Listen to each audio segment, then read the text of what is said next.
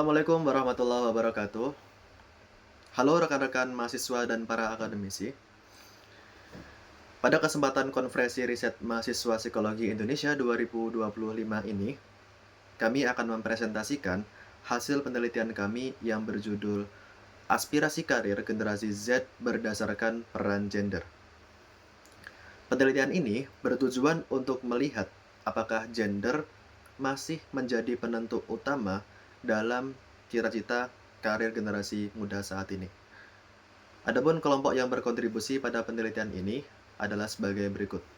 Yang pertama ada Salva Hanifa Zahra Zaini, dan yang kedua ada Tisha Maulidia Puspa Andara, dan yang ketiga ada Dimas Andrian Fernanda, dan yang keempat ada Fabian Rido dengan nomor NIM berikut. Latar belakang penelitian ini berangkat dari fenomena Gen Z yang lahir pada tahun 1995 sampai tahun 2012, di mana Gen Z dikenal sebagai digital native yang memiliki orientasi pencapaian yang tinggi. Sayangnya, seringkali di lapangan bertolak belakang, di mana memang Gen Z ini tumbuh pada era keterbukaan, namun satu sisi lain secara tradisional, seringkali peran gender membentuk persepsi bahwasannya setiap pekerjaan itu memiliki jenis kelamin. Maka pada penelitian ini kami ingin melihat apakah pembatasan itu masih berlaku pada generasi Z atau tidak. Oleh karena itu, tujuan utama penelitian ini adalah untuk mengetahui secara empiris pengaruh peran gender terhadap aspirasi karir.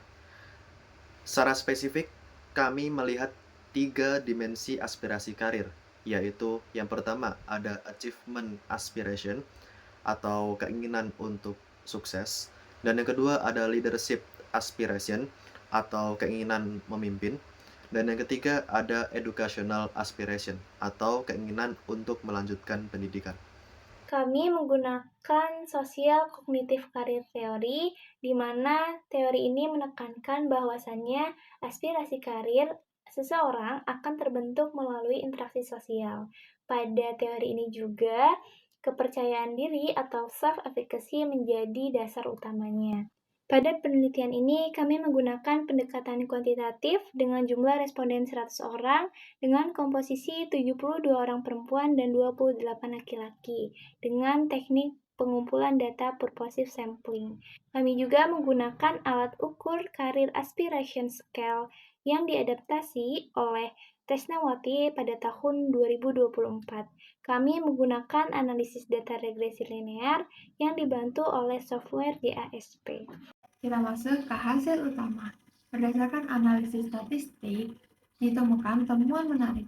Pertama, pada achievement aspirasi dengan nilai signifikansi 0,746. Nilai ini menunjukkan tidak ada pengaruh gender yang signifikan. Yang kedua, ada leadership aspirasi dengan nilai signifikansi 0,171. Nilai ini menunjukkan tidak signifikan pada leadership aspirasi. Yang ketiga, ada edukasi aspirasi dengan nilai signifikansi 0,537. Nilai ini menunjukkan tidak signifikan. Secara keseluruhan, sumbangan efektif gender sangatlah kecil, hanya berkisar 0,1% hingga 1,8%. Kira-kira kenapa ya hal ini bisa terjadi? Nah, temuan ini menunjukkan bahwa pada generasi Z, gender tidak lagi menjadi penentu utama. Hal ini sejalan dengan temuan modern yang ada di Banda Aceh dan juga India yang mengalami pergeseran, di mana wanita memiliki aspirasi setara atau bahkan lebih tinggi. Gen Z tinggal dan tumbuh dengan perkembangan teknologi yang sangat luas, sehingga perempuan dan laki-laki memiliki kesempatan yang sama untuk mengeksplorasi minat dan mendapatkan role model yang membuat efikasi diri tidak lagi dipengaruhi oleh gender. Implikasi dari penelitian ini sangat penting bagi perubahan sosial, khususnya di bidang pendidikan. Institusi pendidikan dan konselor karir perlu merancang program bimbingan yang inklusif dan bebas bias gender. Fokus pengembangan karir harus diarahkan pada kompetensi dan soft skill, bukan mengarahkan minat berdasarkan kategori tradisional, laki-laki atau perempuan. Dukungan emosional yang setara harus diberikan kepada kedua gender. Sebagai kesimpulan, laki-laki dan perempuan generasi Z memiliki orientasi yang setara dalam mengejar kesuksesan karir, kepemimpinan, dan pendidikan. Untuk penelitian selanjutnya, disarankan mengeksplorasi variabel yang lebih determinan seperti self-efficacy, status sosioekonomi, dan dukungan sosial. Penggunaan metode campuran mixed method juga disarankan untuk menggali alasan psikologis lebih dalam. Demikianlah presentasi yang dapat kami sampaikan pada kesempatan hari ini. Kami berharap apa yang telah kami paparkan tadi dapat memberikan sudut pandang baru dan memberikan manfaat bagi kita semua yang menyimak. Sebelum kami menutup sesi ini secara resmi, kami menyampaikan rasa hormat dan terima kasih yang setulus-tulusnya kepada Ibu Dr. Yulistin Tresnawati selaku dosen pembimbing kami. Terima kasih Ibu atas segala waktu, kesabaran, serta bimbingan kritisnya yang telah mengantarkan kami dan telah mengarahkan kami hingga penelitian ini dapat diselesaikan dengan optimal. Ucapan terima kasih juga kami tujukan kepada alma mater tercinta Universitas Muhammadiyah Profesor Dr. Hamka yang telah menjadi rumah bagi kami untuk menimba ilmu dan mengembangkan potensi akademik. Rekan-rekan sekalian, kami menyadari bahwa penelitian ini masih jauh dari kesempurnaan. Oleh karena itu, kami sangat menantikan masukan, saran, maupun pertanyaan dari teman-teman semua.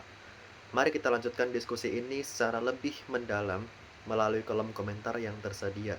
Kami akan dengan senang hati merespons setiap pemikiran yang rekan-rekan bagikan. Sebagai penutup, mari kita terus konsisten mendukung riset-riset di bidang psikologi, karena bagi kami, riset bukan sekedar angka dan teori, melainkan langkah nyata yang membawa kita ke perubahan sosial, ke arah yang lebih baik dan lebih humanis. Terima kasih atas perhatian dan apresiasi yang luar biasa yang rekan-rekan berikan. Wassalamualaikum warahmatullahi wabarakatuh.